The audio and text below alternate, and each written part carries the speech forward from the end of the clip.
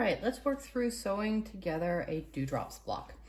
We're going to start from the inside and sew to the outside. So we're going to sew this inside seam first, the quarter circle to the arch, and then we will sew this larger quarter circle together to the background arch. The first thing, I've already set myself up. All the fabric is starched. So the first thing that I'm going to do is I'm going to finger press both the inside quarter circle and the contrast arch to find the center. So I fold them in half and just finger press, and because it's starched, I can see a nice little line there. Do the same thing with contrast arch, and I'm not folding all the way through, I'm just folding on the inside part of it. And I'll steal Pepper Saxton's analogy and we'll call the two pieces. We've got the boob and the bra. Okay, so when you're sewing with curves, you want to always be gentle with your boobs. The bra, if it doesn't fit, you can yoink the bra. All right, so once I've finger pressed to mark the center of both of my pieces, I'm going to turn it over so that right sides are together and line up those two finger press lines, and I'm going to pin in the middle of the seam, and I'm going to pin on the two edges. So I'll have 3 pins, 1, 2, 3. All right, so now that I've pinned it, I just want to point out a couple of things. So notice it's not lying flat, it's all wrinkled. That's okay, it'll come together as we sew it together. When I pinned on the edges, notice that I took pains to make sure that the contrast fabric lined up straightly with the focus fabric, that they weren't at angles to each other, that they're as parallel as I can get them on both ends. Now, if this is your first time sewing curves, it's okay to be nervous. I was scared of sewing curves for a number of years. It's really not as hard as we make it out to be. And just keep in mind that you will make mistakes. We all do, and we'll work through those. And that the goal here is not perfection. The goal is to make progress in sewing curves.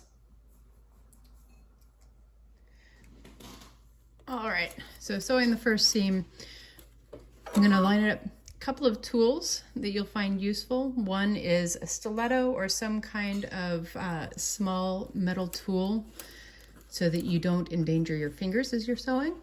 And the second, if your machine has the capability for a knee lift, knee lifts are very useful.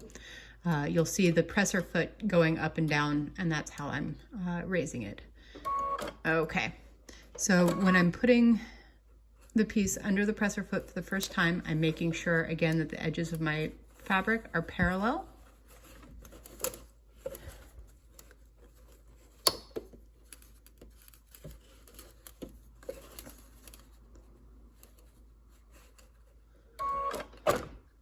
And then I'm going to sew just a couple of stitches so that I get my needle in my fabric. You don't sew with your pin. And then every 3 or 4 stitches, I'm going to lift the presser foot, and I'm going to take my left hand and I'm going to move the fabric from in front of the needle to a little bit away from it as I look to the right side where the two seams where the two edges of the fabric come together, and use my stiletto to keep those parallel. And with this particular sewing machine and this needle position, I know that if the fabrics are parallel with the edge of my presser foot, that's going to be my scant 1/4 inch seam. So a couple more stitches, and you notice how the fabric is the lower fabric looks like it's longer than the upper fabric. That's because it actually is. And so this upper piece of fabric, back up a bit. Notice that when I set my fabric here, I always put the boob piece on the bottom and the bra piece is going to go on the top. Remember, we don't want to yoink on the boob. We want to be really gentle. But if the bra doesn't fit, we can yoink on the bra all we want. So I'm going to lift up my presser foot and take my left finger and my stiletto and use that to kind of stretch this fabric a little bit. And I'll do that a couple of times until I notice that they are at least closer to the same length. And I'll use my stiletto to get those edges even, and also another 3 to 5 stitches. Lift it up again. We still have some bowing of the boob fabric underneath, so I'm going to stretch the upper arch. And notice that I'm only doing it along this edge where I'm sewing the seam. I am doing my best not to stretch the other side of the fabric.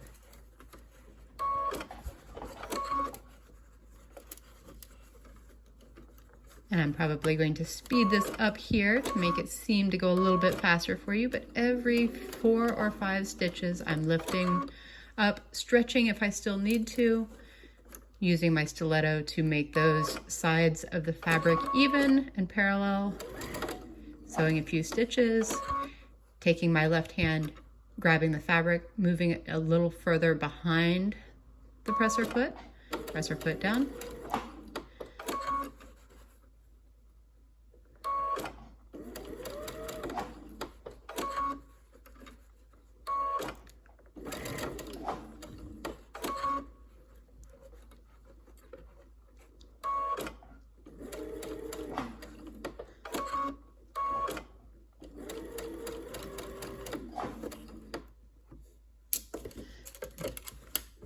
Okay, and when I switch to the second half again, the boob part of the fabric seems to be longer, so I'm going to lift up the presser foot, stretch the fabric a little bit. You'll notice that we get more stretch towards the center of the arch, the center of the bra piece, and because that's more on a bias edge than towards the corners of the drunkard's path block.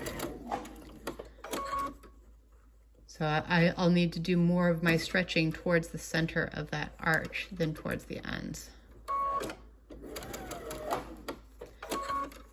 So I'll use the stiletto, keep them even.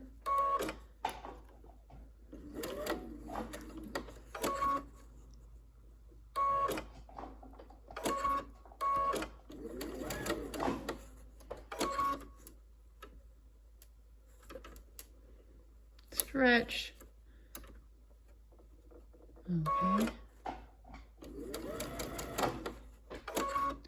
Use my left hand, move it further away from me.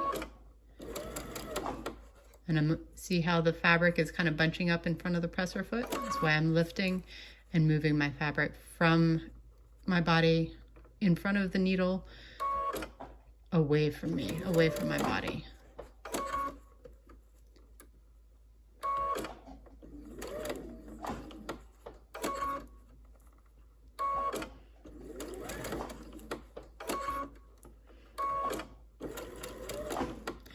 And as I'm getting towards the end, notice they don't seem to be lining up, so I'm going to lift my presser foot. I will use my left hand to make sure that these two ends of fabric are parallel. And then I'm going to sew my last few stitches, taking out my pin before I run over it.